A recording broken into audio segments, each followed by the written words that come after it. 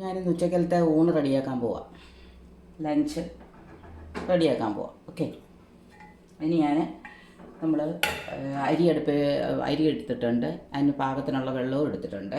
അപ്പോൾ അരി എത്ര എടുക്കുന്നോ അതിൻ്റെ ഇരട്ടി വേണം, ഇരട്ടി കുറച്ചുകൂടെ വേണം. അപ്പോൾ എടുത്ത് ഇതിനിപ്പം ഞാൻ ചോറടച്ച് വെക്കാൻ പോവാണ്.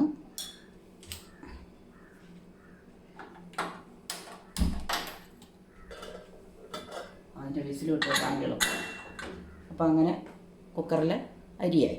ഇനി നമുക്കെന്ന് പറഞ്ഞു കഴിഞ്ഞാൽ ഞാൻ കോവയ്ക്ക എടുത്ത് ഇന്നൊരു തോരൻ വെക്കാൻ പോകാം. തോരനും ഒരു മത്തിക്കുട്ടാനുമാണ് ഉദ്ദേശിക്കുന്നത്.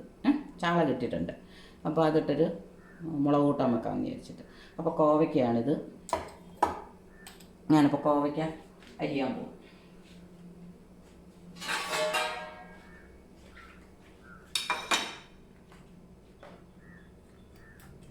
കൈ മുറിഞ്ഞാലോ എന്ന് വിചാരിച്ചിട്ടാണ് വിചാരിക്കപ്പെടുന്നത്. ഇതെല്ലാം കഴുകി വൃത്തിയാക്കി വെച്ചിരിക്കുന്നത് നമ്മുടെ വീട്ടിലെ തന്നെ കോവയ്ക്കായിരുന്നു. ഇപ്പോൾ പിച്ചിക്കൊണ്ട് വന്നു ഞാൻ, കറ പോലും പോയിട്ടില്ല.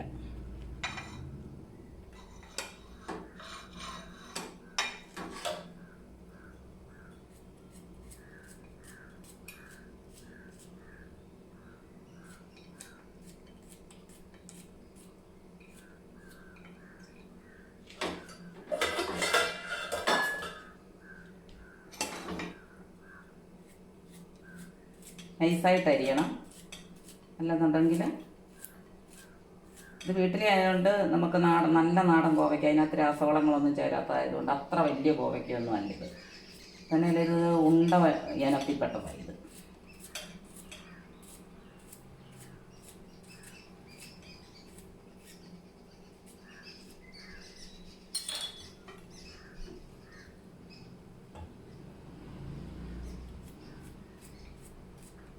കോവയ്ക്കൊക്കെയെന്ന് പറഞ്ഞു കഴിഞ്ഞാൽ നമുക്ക് ഒരു 2 പേർക്കൊക്കെ ഒരു നേരത്തേക്ക് ഒരു തോരൻ വെക്കണമെന്നുണ്ടെങ്കിൽ നമുക്ക് ഒരു 10 കോവയ്ക്കയുടെ കാര്യമേ വരത്തുള്ളൂ. ഒരു 10-12 കോവയ്ക്കായേ വരത്തുള്ളൂ. അപ്പം ഞാൻ കോവയ്ക്കായും എല്ലാം അരിഞ്ഞ് വെച്ചിട്ടുണ്ട്. കുറച്ച് മതി എനിക്ക്. അപ്പോൾ കോവയ്ക്ക എല്ലാം അരിഞ്ഞ് വെച്ചിട്ടുണ്ട്. ഇനി ഞാനതിന് കോവയ്ക്കയുടെ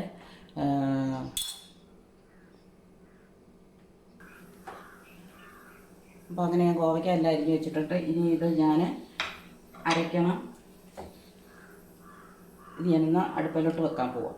ഓക്കെ,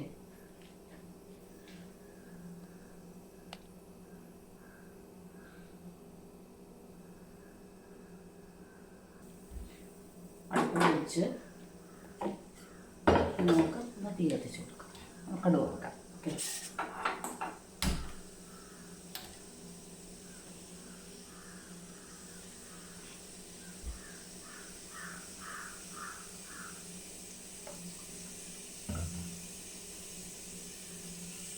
എണ്ണ ഒഴിച്ചു.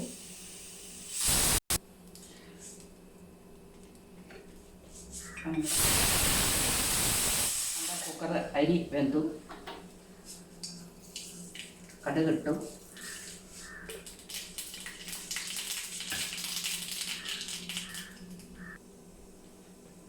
കടുകിട്ട് ഇനി നമ്മൾ ഒരു വറ്റൽമുളക്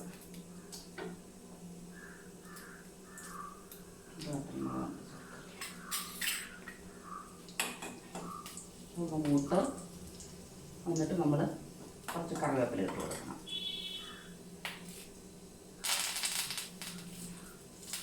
നല്ല രീതിയിലാണ് കൊടുക്കുന്നത്.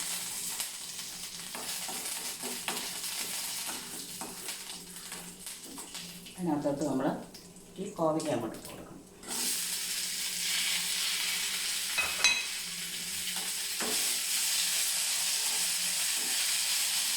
ഇതിലൊക്കെ മിക്സ് ചെയ്ത്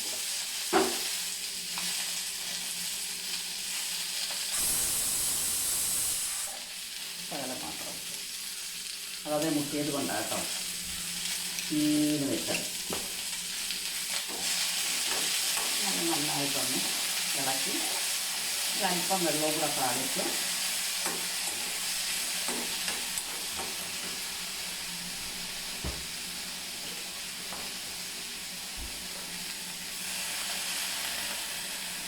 കോഴിക്കാൻ പിന്നെ വേവുള്ള സാധനമായതുകൊണ്ട് ഇച്ചിരി വെള്ളം ഒഴിച്ച് വേണം വേവിക്കാൻ, അല്ലാതെ നമുക്ക് പറ്റില്ല. വേവത്തില്ല.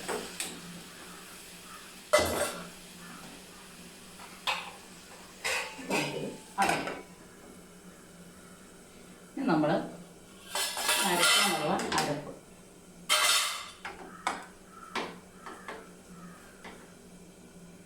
തേങ്ങ,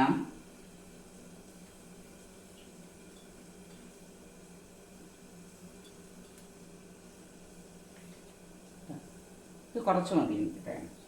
അതിനകത്തോട്ട് ഞാൻ ഒരു പച്ചമുളക് ചേർക്കുന്നുണ്ട്. കുറച്ച് ഏറെ വേണം വെളുത്തുള്ളി, എന്നാലേ ടേസ്റ്റ് കിട്ടത്തുള്ളൂ തോരന്. വെളുത്തുള്ളി, ശകലം ജീരകം,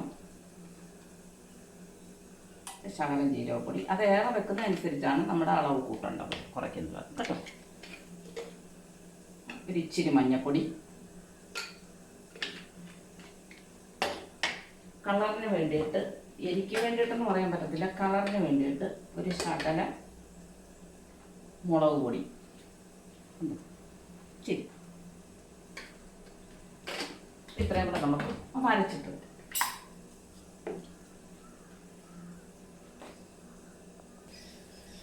അപ്പം നമ്മുടെ കോവയ്ക്ക വെന്തിട്ടുണ്ട്. ഇനി അതിലേക്ക് നമ്മൾ അരപ്പിട്ട് കൊടുക്കും.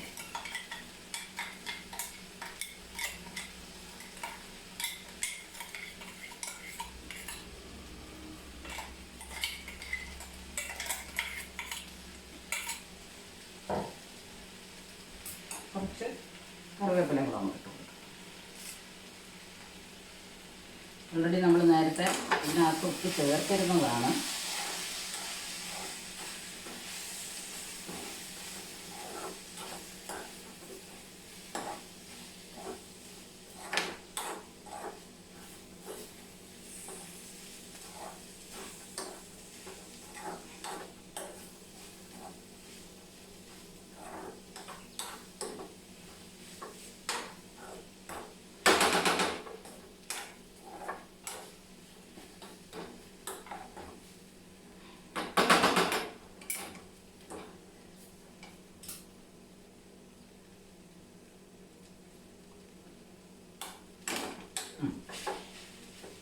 ഉപ്പൊക്കെ പാകത്തിനുണ്ട്.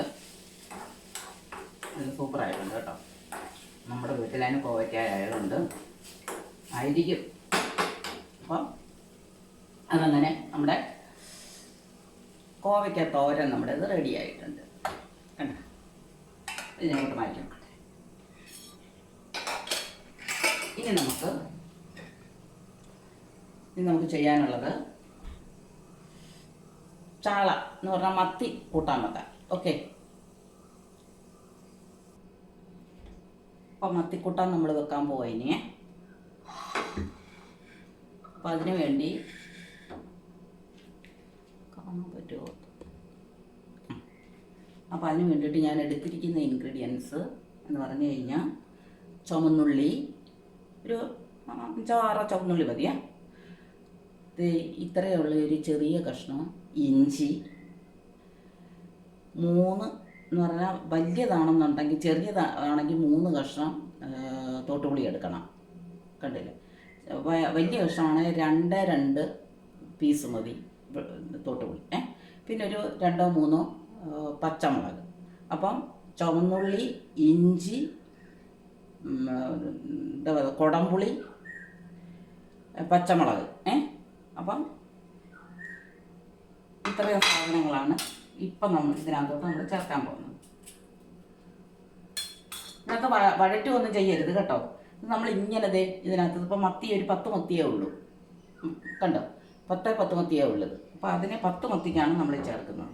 ഇത്രയും സാധനങ്ങൾ അങ്ങോട്ട് ഇടുക. എന്നിട്ട് നമ്മൾ ഇതിനകത്തോട്ട് കുറച്ച് ഉലുവാപ്പൊടി, ഇതുപോലെ കുഞ്ഞ് സ്പൂണായിരിക്കണം. അതിന് ഒരു 1/4 സ്പൂണ് കണച്ചിലല്ലേ ഉള്ളൂ സാധനം, അതുകൊണ്ട് ഇതൊക്കെ കഴിക്കും. അതുപോലെ തന്നെ നമ്മൾ മഞ്ഞൾപ്പൊടി, ഉലുവാപ്പൊടി, മഞ്ഞൾപ്പൊടിയായി. ഇനി നമ്മൾ മുളക് പൊടി 10 മത്തി ഉള്ളതിന് ശരി ഈ സ്പൂണ്, ഇതുപോലത്തെ ഇച്ചിരി വലിയ സ്പൂണായിരിക്കണം. അപ്പോൾ ഇതിന് ഒരു 2 സ്പൂണ് അല്ലെങ്കിൽ 1.5 സ്പൂണ് മുളക് പൊടി, അത് അവരവരുടെ ഇഷ്ടം. കാരണം എരിയുടെ അനുസരിച്ച്.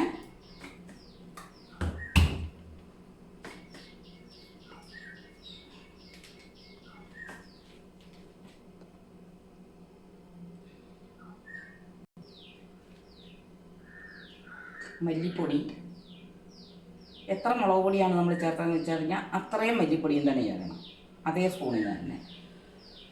ഞാൻ 1.5 സ്പൂൺ മുളക് പൊടി ചേർത്തു, 1.5 സ്പൂണ് മല്ലിപ്പൊടിയും നമ്മൾ ചേർത്തു. എന്നിട്ട് കുറച്ച് നന്നായിട്ട് കറിവേപ്പിലയ്ക്ക് ഇവിടെ വലിയ പ്രാധാന്യമാണ് ഇതിന്. ഇത് പണ്ടത്തെ അമ്മമാരൊക്കെ വെച്ചിരുന്ന ഒരു കൂട്ടാനായത്, നല്ല ടേസ്റ്റായിരിക്കും. എന്നിട്ട് നമ്മൾ അത്യാവശ്യത്തിനുള്ള ഉപ്പിടുക. ഉപ്പ് കൂടുതൽ വേണ്ടവർക്ക് അതനുസരിച്ചിടാം, ഉപ്പ് കുറച്ച് വേണ്ടവർക്ക് അങ്ങനെ ഇടാം.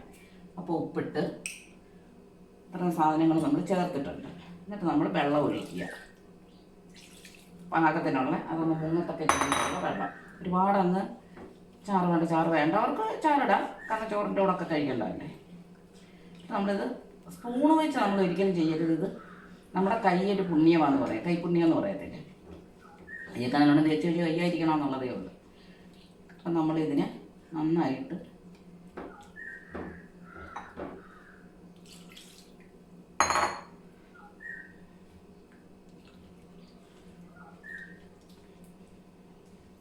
നല്ലോണം പുരണ്ട് വരണമെങ്കിൽ നമ്മൾ കൈ കൊണ്ട് തന്നെ ചെയ്യണം എല്ലാം. അപ്പം നമ്മൾ റെഡിയാക്കിയിട്ടുണ്ട് എല്ലാം. ഇത്ര സാധനങ്ങളെല്ലാം ചേർന്നാണ് നമ്മളിത് വെക്കുന്നത്. അപ്പോൾ ഇതിനകത്ത് എന്തൊക്കെ ചേർന്ന്, മുളക് പൊടി സമം മുളക് പൊടിയും മല്ലിപ്പൊടിയും സമം ചേർത്തിട്ട് നമ്മൾ പിന്നെ ഉലുവാപ്പൊടി, മഞ്ഞൾപ്പൊടി, പിന്നെ ഉപ്പ്, കുടംപുളി, പിന്നെ പച്ചമുളക്, ഇഞ്ചി, ചുവന്നുള്ളി, ഒരിക്കലും വെളുത്തുള്ളിയല്ല ചുവന്നുള്ളി, ഇതൊന്നും നമ്മൾ മൂപ്പിക്കണ്ട. ഇത് പച്ച വെള്ളം ഒഴിച്ച് അതിനകത്ത് ഇതെല്ലാം കൂടെ പുരട്ടി നമ്മൾ അടുപ്പിൽ അങ്ങ് വെക്കുക. വെച്ചിട്ട് ഗ്യാസ് ഓണാക്കിയാൽ മതി. എൻ്റെ തീയ ഓണാക്കി കിടക്കുകയായിരുന്നു. അപ്പോൾ ഇതിവിടെ ഇരുന്ന് വേവട്ടെ.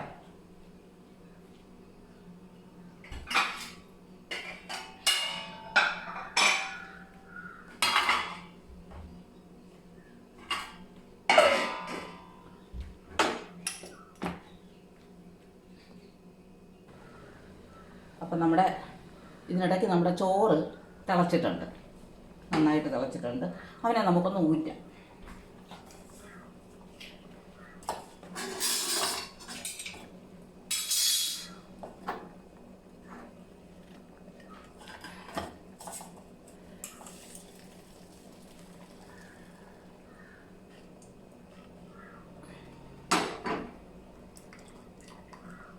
ചോറ് റെഡിയായി, അവിടെ കാണാം.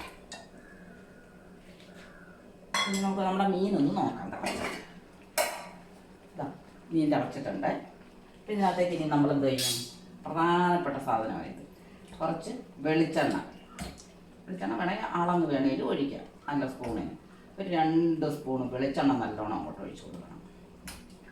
കണ്ടോ, വെളിച്ചെണ്ണ ഞാൻ ഇതിനകത്ത് എത്ര വെളിച്ചെണ്ണ ഒഴിക്കണം അത്രയും നല്ലത്. ഏറ്റവും ഒഴിക്കണ്ട ഒരുപാട്, വെളിച്ചെണ്ണയ്ക്കൊക്കെ വലിയ വിലയായിപ്പോൾ. എന്നിട്ട് നമ്മൾ വീണ്ടും കറിവേപ്പില അങ്ങോട്ട് ഇടുക. വെളിച്ചെണ്ണയും കറിവേപ്പിലയൊക്കെ കൂട്ടാനേ വെക്കാനല്ല. എന്നിട്ട് നമ്മൾ ഇതിനെ ഒന്ന് തീ ഉറച്ച് വെച്ചോണ്ട് ഒന്ന് ചുറ്റിക്കണം.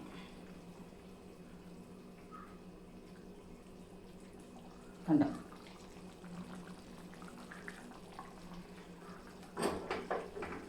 അപ്പം നമ്മുടെ മത്തിക്കറി റെഡി. ഇതിനെ എന്നിട്ട് നമ്മളങ്ങ് അടച്ചു വെച്ചാൽ മാത്രം മതി. ഞാൻ ടേസ്റ്റ് നോക്കട്ടെ.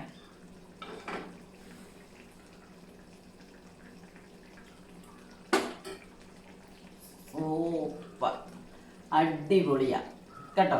അപ്പോൾ എല്ലാവരും ഇത് പഴയ നമ്മുടെ അമ്മമാരും അമ്മൂമ്മമാരും ഒക്കെ വെച്ചിരുന്ന ഒരു കൂട്ടാന, ഒരു മത്തിക്കൂട്ടാനാണ് ഞാനിവിടെ പോയി വെച്ചത് കേട്ടോ. ഇത് അപ്പോൾ എന്നിട്ട് ഇതിപ്പോൾ നന്നായിട്ട് തിളച്ചിട്ടുണ്ട് വീണ്ടും അത്. ഇനി നമ്മളിതിനെ തീയങ്ങ് ഓഫ് ചെയ്തിടുക. ഇനി അത് അങ്ങനെ തന്നെ ഇരുന്നങ്ങ് വെന്ത് പറ്റിക്കുള്ളൂ അതങ്ങ്. അപ്പോൾ എൻ്റെ ഉച്ചക്കലത്തെ ലഞ്ച് ഇന്ന് റെഡി ആയിട്ടുണ്ട്, നമുക്കുണ്ണാം. അപ്പോൾ എൻ്റെ ലഞ്ച് റെഡി. ഉച്ചക്കലത്തെ ഊണ് റെഡി. എല്ലാവർക്കും ഇഷ്ടമായോ ഈ വീഡിയോ? ആയെങ്കിലൊന്ന് ലൈക്ക് ചെയ്തേക്കണം, ഒന്ന് സബ്സ്ക്രൈബ് ചെയ്യണം. കാരണം ഒത്തിരി സമയം ഇതിനെടുത്തിട്ടുണ്ട്. ഞാൻ ചോറുണ്ണുക. നല്ല ചൂടുണ്ട്. നല്ല കോവയ്ക്കാൻ വേണ്ടിക്കോട്ടെ.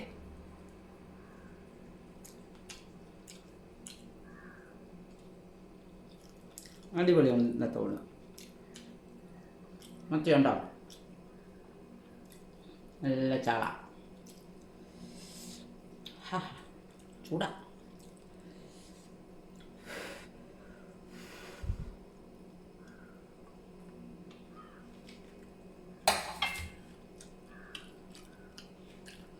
Tata, bye bye.